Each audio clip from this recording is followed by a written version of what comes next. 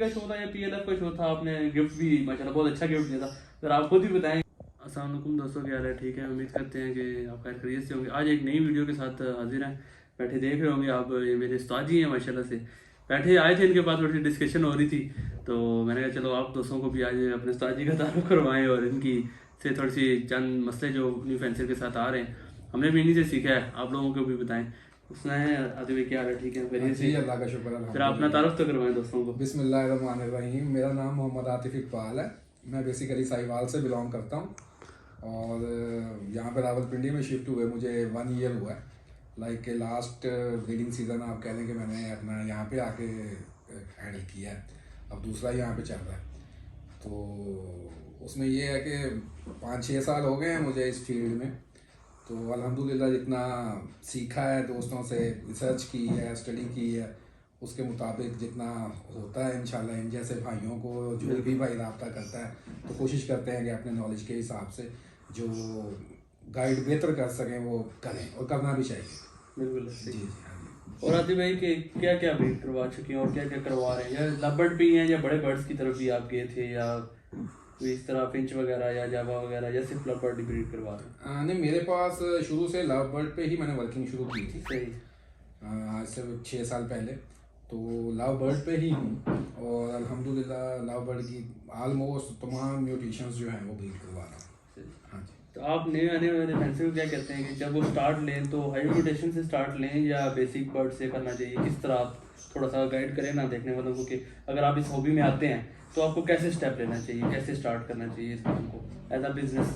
देखिए हमारे भाई, इसमें अब ये हॉबी एक आप कह सकते हैं कि कॉटेज इंडस्ट्री की शक्ल इख्तियार कर बिल्कुल ली है। अच्छी है। ठीक है, अब लोग इसको एज ए बिजनेस समझ के इसमें आ रहे हैं। बिल्कुल। तो मैं नए आने वाले दोस्तों को, न्यू फैंसियर्स को सबसे पहले यही कहना चाहूँगा कि लाइफ स्टॉक का कोई भी बिजनेस आप करते हैं, चाहे वो बर्ड्स से रिलेटेड हो, एग्रीकल्चर में हो, या आप कह लें कि डेयरी फार्मिंग में हो, गोट फार्मिंग में हो, ये एक्सपीरियंस के बगैर और शौक के बगैर जो है ना वो इसको प्रॉफिटेबल करना बहुत मुश्किल है। ठीक है, अगर तो आपको शौक है, ठीक है, फिर आप इस फील्ड में आए, उसमें पहले आप इस पे रिसर्च करें। ठीक है, शौक होने के बाद भी आपको पहले, क्योंकि आपके लिए एक नई फील्ड है एग्रीकल्चर में, आप किसी भी परिंदे के ऊपर काम करते हैं, तो आपको पहले इस पे पूरी रिसर्च करनी चाहिए, पूरी स्टडी करनी चाहिए। उसके बाद भी फील्ड, ताकि आपको पता हो कि लाइक कि बर्ड कीपिंग कैसे करनी है। ठीक है, उसके बाद अगर किसी तरह की कोई डिजीज़ आती है तो उसको कैसे हैंडल करना है।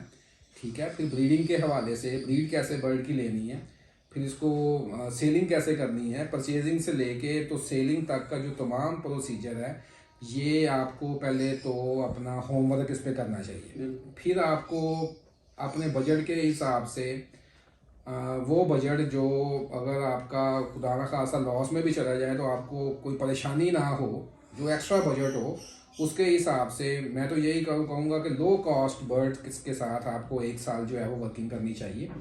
ठीक है, तो ताकि आप एक दफ़ा एक्सपीरियंस ले लें, पूरे प्रोसीजर से आप गुजर जाएं। बर्ड बाय करने से लेके, देखें बर्ड बाय करना भी एक पूरी आर्ट है। आपको नॉलेज होगा, आपको समझ होगी म्यूटेशंस के हवाले से, ठीक है, और उसके क्वालिटी स्टैंडर्ड्स के हवाले से, फिर ही आप एक अच्छा बर्ड जो है वो मार्केट से बाय कर सकेंगे। हाँ, अब लाजमी तो नहीं है ना कि दुकानों से हमने बर्ड परचेज करें, हम सेटअप से करेंगे जब हमें समझ होगी कि बर्ड परचेज कैसे करना है, किस तरह का बर्ड है, पेडिग्री क्या है, जी फिर ही हम जाके परचेज कर सकते हैं। जाहिर है उसकी जेनेटिक्स का आपको पता होना चाहिए कि मैंने क्या बर्ड बाय करना है, मैंने क्या पेयरिंग करना है, मैंने उससे प्रोड्यूस क्या करना है।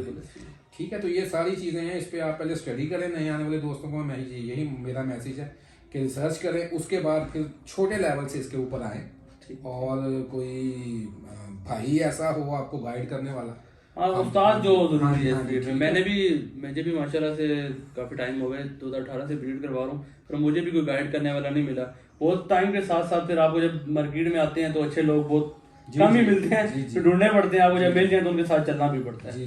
तो मैं भी यही पैगाम दूंगा कि आप उस्ताद अपना जो है ना एक लाजमी होना चाहिए आपके पास। उसमें हर सिटी में एक्सपीरियंस ब्रीडर्स जो हैं अवेलेबल हैं। मैं समझता हूँ कि मैं भी अभी एज ए स्टूडेंट इस फील्ड में हर रोज़ नया सीखने को मिलता है।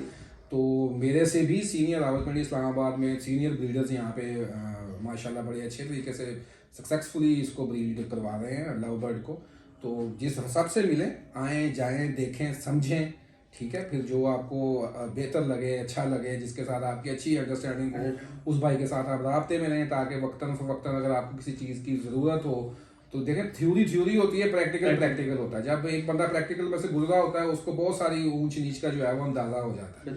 तो बाकी वो इतनी रॉकेट साइंस नहीं है, मेहनत करनी है, ठीक है, टाइम देना है थोड़ा, बहुत ज़्यादा टाइम भी नहीं मांगता ये शौक, थोड़ा सा टाइम मांगता है, मगर फोकस के साथ। तो इंशाल्लाह इसमें कामयाब होना कोई इतना इशू नहीं है, अल्हम्दुलिल्लाह बहुत सारे दोस्त कर रहे हैं। बिल्कुल ऐसे ही है, ऐसे ही। अच्छा आतिफ भाई, जो पुराने कुछ फैंसियर हैं जो ब्रीड करवा रहे हैं एक साल से, उनके पास चंद इश्यूज आते हैं, मुझे भी अक्सर कॉल्स आती हैं, तो मैंने कहा चलो आपके साथ डिस्कशन भी हो रही थी थोड़ी देर पहले, तो हम एक वीडियो भी इसी सिलसिले में बना लेते हैं। वो इस तरह के काफ़ी लोगों के पास अनफर्टिलिटी का इशू है, डेड इन शेल का और रेड आई बच्चे सर्वाइव नहीं कर रहे। ये 3 पॉइंट हैं। इन पॉइंट के ऊपर आप थोड़ी सी कोई बात बताएं ना कि क्या करना चाहिए न्यू कैंसर को, किस तरह सर्वाइवल रेट अच्छा करें और किस तरह जो है ना वो अनफर्टिलिटी के इश्यूज को ख़त्म करें। देखिए हमारे भाई, इसमें इन तीनों चीज़ों को फोकस करते हुए सबसे पहले मैं ये बात करना चाहूँगा कि हाउस कीपिंग, आपकी हाउस कीपिंग जो है ना, बर्ड रूम जो है वो एक प्रॉपर बर्ड रूम होना चाहिए, उसमें कंप्रोमाइजिंग सूरत हाल नहीं होनी चाहिए, ठीक है। प्रॉपर बर्ड रूम हो, उसमें प्रॉपर वेंटिलेशन की सारी फैसिलिटी अवेलेबल हो, ठीक है। उसको समर्स में किस तरीके से टेम्परेचर को, ह्यूमिडिटी को आपने मेंटेन करना है, विंटर्स में ब्रीडिंग सीजन में किस तरीके से मेंटेन करना है, ठीक है। वो ये बेसिक चीज़ें हैं, ठीक है। आपका बर्ड रूम प्रॉपर होगा, उसमें फैसिलिटीज़ जो हैं वो प्रॉपर अवेलेबल होंगी बर्ड के लिए, तो बाद में फिर ये चीज़ें एक तो इतनी आपको इनका इतना सामना नहीं करना पड़ेगा, ठीक है। आपके बर्ड रूम में वेंटिलेशन का प्रॉपर होना, क्रॉस वेंटिलेशन का बहुत ज़रूरी है, ठीक है। तो उसके बाद फिर बाकी चीज़ें आ जाती हैं, जिसमें आपकी डाइट आ जाती है, ठीक है, बर्ड की एज आ जाती है, ठीक है। अगर आप इनफर्टिलिटी की बात करें तो उसमें हम लोग क्या करते हैं कि हम लोग लालच में आके कम उम्र के बर्ड को ब्रीड पे लगा देते हैं, बिल्कुल ठीक है। फिर हमें इतनी समझ नहीं होती कि ये बर्ड कंडीशन में आया कि नहीं आया, हम बस ये देखते हैं, ये बर्ड साथ बैठने लग गया, हाँ जी जोड़ा लग गया, इसको बॉक्स लगा दें, ठीक है ना। हम टेम्परेचर का देखते हैं क्या है कि हम ये देखते हैं जी अगस्त आ गया या सितंबर आ गया जी, बॉक्स लगा दें, जैसे एक हमारी भेड़ चाल यहाँ पे बनी हुई है, सबने लगा दिया तो हम भी पीछे रह गए, ठीक है। उसमें ये होता है कि हम टेम्परेचर को या ह्यूमिडिटी को नहीं देखते। बॉक्सेस उस वक्त इंस्टॉल करने चाहिए जब आपका बर्ड प्रॉपर पेयर अप हो, डीएनए टेस्टेड परिंदे हों दोनों, ठीक है। उसके बाद आपस में प्रॉपर बाउंड हो, उसके बाद किसी तरह का वो मोल्ट पे ना हो, मोल्ट उस बर्ड का जोड़े का क्लियर हो। फिर जब आप देखें कि बर्ड दोनों मेल और फीमेल कंडीशन में आ गए हैं, कंडीशन में आने का मतलब एक ब्रीडर समझ रहा होगा मैं क्या कहना चाह रहा हूँ, उसमें बर्ड अपने आप को शो कराता है कि now they are ready to breed, ठीक है। उनकी एक्टिविटी आपको शो करवा रही होती है, उस वक्त आपने अपना जो है वो ब्रीडिंग बॉक्स पेयर को जो है ना वो ऑफर करना है। फिर इंशाल्लाह आपके पास डेड इन शेल का इशू नहीं आएगा। हम जल्दी में कर देते हैं, बर्ड कंडीशन में नहीं होता, फीमेल्स को नहीं जैम फीमेल होती है, एज भी कम होती है, इसकी वजह ज्यादा डेड इन शेल। आपने ना थोड़ी देर पहले भी क्रॉस वेंटिलेशन के बारे में बात की, अक्सर लोग शेड बनाते हैं उनमें प्रॉपर उनको पता नहीं चलता क्रॉस वेंटिलेशन कहते हैं किसको, अब जरा वो थोड़ा सा समझा दें क्रॉस वेंटिलेशन है क्या चीज। देखिए क्रॉस वेंटिलेशन में आता है कि एक तरफ से हवा दाखिल हो और दूसरी तरफ से एग्जिट हो, मतलब एक इस तरह ऑपोजिट होने चाहिए आप। जी हाँ जी। ऐसे नहीं है कि उधर द्वार है तो इधर से हवा आ रही है तो वो क्रॉस नहीं हो रही, तो मतलब वो क्रॉस नहीं। देखिए अगर तो कोशिश करके आप 3 साइड्स शेड की ओपन कर दें तो बहुत अच्छा है, ठीक है, ठीक है। अगर 3 साइड्स आपकी बाज़ बार लोगों ने, किसी ने बेसमेंट में रखे हुए हैं, किसी ने ऊपर शेड छतों पे बनाए हुए हैं, किसी ने रूम्स में इंडोर रखे हुए हैं, तो उसमें ये है कि आपकी कम से कम जो है ना वो अपोजिट एक साइड से हवा आ रही हो, एक तरफ से जा रही हो, उसको आप प्रॉपर क्रॉस वेंटिलेशन कहते हैं। उसमें ये किसी तरह का बैक्टीरिया नहीं प्रोड्यूस होता, सफोकेशन नहीं बनती, एक फ्रेश माहौल रहता है, एक नेचुरल माहौल, या जिस माहौल में हम खुद रहना पसंद करते हैं, ठीक है। आप अपने बर्ड रूम में जाएं तो आपको आप वहाँ पे खा भी सकें, आप वहाँ पे खुद भी पी सकें, वहाँ पे टाइम भी स्पेंड कर सकें, आपको उलझन ना हो,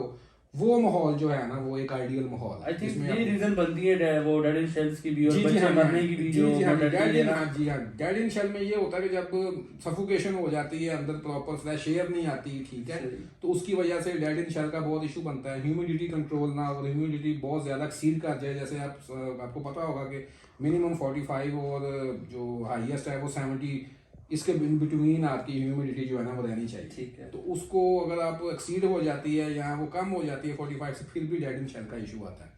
तो दूसरा आपने क्वेश्चन किया था कि बच्चों का सर्वाइव ना होना, उसमें ये है कि रेड आई को एक तो आप कोशिश करेंगे स्ट्रॉन्ग ब्लड लाइन के जो है वो बर्ड्स को आपस में पेयर अप करेंगे। अगर अल्बाइनो की हम बात करते हैं जो हमारी माशाल्लाह बहुत फेवरेट रेपुटेशन है, कमर्शियली माशाल्लाह चल रही है, उसमें कोशिश करनी चाहिए कि स्प्लिट टू स्प्लिट में से निकला हुआ जो रेड आई है ना वो आप ब्रीड के ऊपर लगाएं, ठीक है, और कोशिश करें अगर तो आप ग्रीन में से लाइक के निकाल के अपना रेड आई बना लेते हैं, जितनी बेहतर आप ये तो आप स्टडी करेंगे जितनी स्ट्रॉन्ग ब्लड लाइन लेंगे। एक तो ब्लड लाइन का स्ट्रॉन्ग होना बहुत जरूरी है, आपस में सिबलिंग्स ना हो, पेयर जो है, ठीक है, कोशिश करें कोई सेकंड थर्ड कजन्स भी ना हो, ठीक है। तो उसके बाद आप उसकी एज आ जाती है, ठीक है, कम से कम 1 ईयर के बाद 12 मंथ के बाद बात वही है कि अगर आपका पेयर जो है ना अच्छी एज पे अच्छी कंडीशन में है तो उसके बाद वो अपने बच्चों को भी इस तरीके से सर्वाइव करवा ये कोई इशू नहीं होता ज्यादातर के बच्चे जो है किसी फीड की वजह से मर रहे हैं या किसी नहीं, उसमें ये होता है कि थोड़ा सा साथ सपोर्टिंग उनको लाइक के डाइजेस्टिव सिस्टम को बेहतर करने के लिए कोई ना कोई चीज देनी पड़ती है, क्योंकि वो डोज हम खुराक की हैवी रखते हैं तो उसमें क्योंकि ये इनका इम्यून सिस्टम रेड आई का थोड़ा वीक होता है ब्लैक आई की निस्बत, तो उसमें थोड़ी सी हमें साथ में सपोर्ट देनी पड़ती है कि आप इनको एक तो सॉफ्ट फूड में लाइक के लाइट सॉफ्ट फूड इनको ऑफर करें, जैसे कॉर्न हो गई, दूधिया छल्ली हो गई, ठीक है। कोशिश करेंगे ये जो गीला दाना है, ये जो हैवी लाइक सीड्स हैं, ये पहले 15 दिन रेड आई बच्चे को ना, मेरा एक्सपीरियंस है, बाकी भाई अपना अपना फॉलो करते हैं, मेरा एक्सपीरियंस यही है कि मैं पहले 15-20 दिन ये गीला दाना जो है, ये जो हैवी सीड्स हैं, ये रेड आई वाले बच्चों को ऑफर नहीं करता। उन्हें मैं कोशिश करता हूँ कि कॉर्न, ब्रेड और एग के साथ जो है ना वो पहले उनके 20 दिन जो है उससे ऊपर हो जाते हैं, उससे ऊपर जब चले जाते हैं, फिर मैं जो नॉर्मल सारे बर्ड्स को मेरा सॉफ्ट फूड चल रहा होता है जिसमें वेजिटेबल्स भी मिक्स होती हैं और गीला दाना भी मिक्स होता है, वो फिर उसके ऊपर भी आ जाते हैं। तो उसके साथ ये है कि ये प्रोबायोटिक का इस्तेमाल करना चाहिए, ठीक है। स्पार्क है इम्यूनिटी बूस्टर, एक हमारी प्रोडक्ट है, वो इस्तेमाल करनी चाहिए पानी के अंदर। और ये चोरका एक आता है, वो भी हाजमे के लिए होता है, ड्राई वाटर होता है, ठीक है। इन 3-4 चीजों का कॉम्बिनेशन लाइक के कभी कोई चीज डेली वीक में रूटीन के हिसाब से लाइक आपने उनका डाइजेस्टिव सिस्टम जो है वो ब्लॉक नहीं होने देना, वो चलता रहेगा तो आपका बच्चा जो है उसके लिए जब वो खुराक हजम करता रहेगा तो वो इंशाल्लाह इतना ज्यादातर मोर्टेलिटी इसी वजह से होती है कि वो अंदर खुराक पड़ी जाती है, हजम नहीं होती, फंगस लगने की वजह से वो बच्चा डेड हो जाता है। तो जब आप उनको प्रोबायोटिक या चोरका या इस तरह की कोई चीज़ ऑफर करते रहेंगे पानी के अंदर, तो वो फिर उससे उनका डाइजेस्टिव सिस्टम चलता रहता है। अच्छा आदित्य भाई, मैंने ना आपकी कुछ पोस्टर देखी थी माशाल्लाह से, आपने हॉबी की प्रमोशन के लिए वो भाई को एक एसीपी का शो था या पीएलएफ का शो था, आपने गिफ्ट भी माशाल्लाह बहुत अच्छा गिफ्ट दिया था, तो आप खुद भी बताएं कि क्या वो सिलसिला है और कैसे मोटिवेट करते हैं आप। इसमें यह है कि वो साहिवाल से ही हॉबी की प्रमोशन के हवाले से बड़ी एक जज्बा जो दिल में था, वहाँ पे काम करते रहे। वहाँ पे LCS love bird community of Sahiwal के नाम से हमारी एक सोसाइटी है, साहिवाल में काम कर रही है, तो हम कोशिश करते रहते हैं, गेट टुगेदर्स करते रहते हैं। फिर न्यू फैंसियर्स में हमने रिसेंटली भी वहाँ पे प्रोग्राम किया जिसमें हमने पेयर्स जो हैं वो लकी ड्रॉ के थ्रू न्यू फैंसियर्स में जो है वो तकसीम किए। तो इसके अलावा भी जब मैं यहाँ पे रावलपिंडी में आया, क्योंकि मेरा थोड़ा सा रियल एस्टेट्स के हवाले से यहाँ पे इंटरेस्ट है, थोड़ा बिजनेस में हूँ, एक हमारी चकबेली रोड के ऊपर यहाँ पे हमारी एक सोसाइटी है जिसके साथ मैं अटैच हूँ। फिर जब मैं यहाँ पे आया तो फिर मैंने यहाँ पे अपनी जो सारी टीम मैनेजमेंट थी, मेरे चेयरमैन थे उस सोसाइटी के, उनको भी अपने इस बारे में बताया, अपनी हॉबी के बारे में, ठीक है। और मैंने उनको इस चीज़ पे कायल किया कि हमें इस हॉबी की प्रमोशन के लिए फॉरेस्ट टाउन को जो है वो काम करना चाहिए। तो अल्हम्दुलिल्लाह उन्होंने मुझे बड़ा अच्छा जो है वो इनिशिएटिव दिया कि ठीक है, अगर आप जिस तरीके से भी चाहें फॉरेस्ट टाउन जो है वो आपकी इस हॉबी की प्रमोशन के लिए, एग्रीकल्चर की प्रमोशन के लिए, आपकी इस शौक़ की प्रमोशन के लिए हर तरीके से साथ है। तो उसमें फिर सबसे पहला जो हमने फॉरेस्ट टाउन की तरफ से एक गिफ्ट दिया अल्हम्दुलिल्लाह, 4 मरले का एक प्लॉट जो है ना वो मुल्तान में अवैस आरिफ भाई हैं, उन्होंने वहाँ पे एक प्रोग्राम किया था लव बर्ड्स के हवाले से। तो उसमें पहली शिरकत थी मेरी फॉरेस्ट टाउन की जानिब से। सही। तो वहाँ पे लकी ड्रॉ के थ्रू एक 4 मरले का प्लाट, जैसे मैंने आपको बताया, वो फ्री ऑफ कॉस्ट हमने वहाँ पे गिफ्ट किया। बिल्कुल ऐसे ही है, मैंने चंद पोस्ट वगैरह जो है ना जी हाँ आपकी जी, देखी थी हाँ इसके जी। ऊपर। तो उसके बाद फिर आपको पता है कि पीएलएफ की तरफ से एक बेबी शो रिसेंटली लाहौर में एक बड़ा सक्सेसफुल इवेंट उन्होंने पीएलएफ वालों ने किया था। तो उसमें फिर जो सेकंड गिफ्ट था वहाँ पे जो बेस्ट इन शो बर्ड था, उसके लिए हमने ये अनाउंस किया था कि जो भी बेस्ट इन शो होगा उस बर्ड को भी हम एक 4 मरले का प्लॉट जो है वो अपनी सोसाइटी की तरफ से RDOs क्लियर जो है ना वो गिफ्ट करेंगे। तो वो फिर मकसूद भाई हैं वहाँ पे, आप खुद भी मेरे साथ बिल्कुल शो ऐसे में ही गए है, थे, क्या था इकट्ठे ही गए थे, हमने शिरकत की थी। तो मकसूद भाई वहाँ पे फिर चैंपियन हुए थे। उनका वो तो प्लॉट उनको फिर हमने 4 मरले का प्लॉट जो है वो उसकी फिर फाइल वगैरह फिर वहाँ पे रजिस्ट्रेशन फॉर्म उनका भर लिया था। तो जो RDOs क्लियर की उनकी प्रॉपर फाइल थी वो फिर यहाँ पे हमने अपने चेयरमैन के हाथ से अपने ऑफिस में जो है उनके हैंड ओवर की थी। तो अल्हम्दुलिल्लाह बात करने का मकसद ये है कि इस हॉबी की प्रमोशन के लिए अपना ज़ाती तौर पर मैं जो कर सकता हूँ मैं कर रहा हूँ। इसके अलावा भी बहुत सारे सीनियर दोस्त हैं जिन्होंने इस हॉबी जो आज इस मुकाम पे पहुंची है, उनकी बहुत काविशें हैं, उनकी बहुत मेहनत है। ठीक है, नवीद शेख भाई हैं, उनका मैं नाम लेना चाहूँगा। उसके बाद लाइक के ACP है, LSP है, इस तरीके से बहुत सारी सोसाइटीज हैं नेशनल जो लेवल पे लोगों को सिखा भी रही हैं। जी जी हाँ जी, वो बहुत माशाल्लाह वर्किंग कर रही हैं। इसमें अवेयरनेस जो है वो क्रिएट हो रही है और लोगों का शौक जो है ना बढ़ रहा है। और मैं यही समझता हूँ कि ये एक अच्छी, आप कह लें कि लव बर्ड अगर आज इस मुकाम पर पहुंचा तो उसके पीछे बहुत सारे दोस्तों की मेहनत और काविश जो है वो शामिल है और उनको अप्रिशिएट करना बिल्कुल ऐसे ही है। जी दोस्तों, आपको आते वैसे मिलवाया, उम्मीद करता हूँ आपको मिल के अच्छा लगा होगा। थोड़े से इनका एवरी मैंने विजिट की थी, खुद भी थोड़ी सी हाईलाइट्स बनाए हैं क्योंकि ब्रीडिंग सीजन जा रहा है, बर्ड को डिस्टर्ब नहीं करते। आपको इसी वजह से दिखाए, नेक्स्ट इंशाल्लाह कोई ट्रिप बनाए इनकी तरफ आने का तो फिर आपको बर्ड्स भी दिखाएंगे। तो आती भाई अपना ज़रा नंबर शेयर कर दें दोस्तों के साथ, कोई आपसे कोऑर्डिनेट करना चाहे वो नंबर दीजिएगा जो व्हाट्सएप पे हो, ताकि अक्सर वॉइस मैसेज वो कर देंगे ना, बंदा जब फ्री होता है तो वो जी जी हाँ जी जी। इसमें 0300 7831 500 मेरा नंबर है। तो कोशिश करें कि कॉल करने की बजाय आप व्हाट्सएप पे कोई भी आप बात करना चाहते हैं तो मुझे मैसेज ड्रॉप कर दें। उसका थोड़ा लेट हो जाएगा, किसी टाइम बंदा इंसान अवेलेबल नहीं होता, जिंदगी के मामलात भी चल रहे हैं। रिप्लाई आज जरूर जाएगा।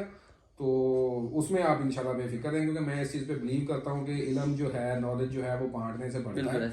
और अल्हम्दुलिल्लाह इसके ऊपर काम भी कर रहे हैं और हॉबी की प्रमोशन के लिए भी अल्हम्दुलिल्लाह जितनी कोशिश कर सकते हैं वो अपनी अपनी जगह के ऊपर हम अपना किरदार भी अदा कर रहे हैं।